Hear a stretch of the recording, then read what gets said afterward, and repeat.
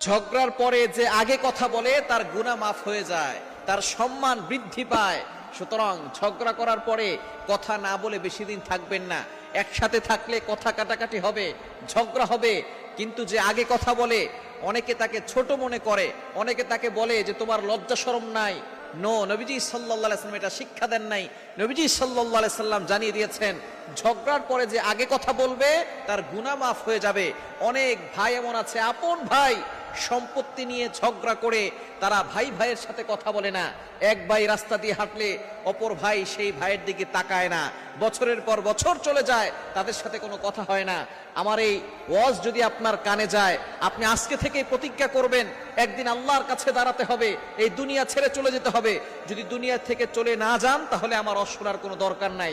যদি দুনিয়া থেকে চলে যান তাহলে অবশ্যই আপনি শুনবেন, আপনি আপনার ভাইয়ের সাথে আগে থেকে কথা বলেন, আল্লাহ আপনার সম্মান বাড়িয়ে দিবেন, আল্লাহ আপনার মর্যাদা বাড়িয়ে দিবেন এবং আল্লাহ আপনার গুনাহটাকে মাফ করে দিবেন।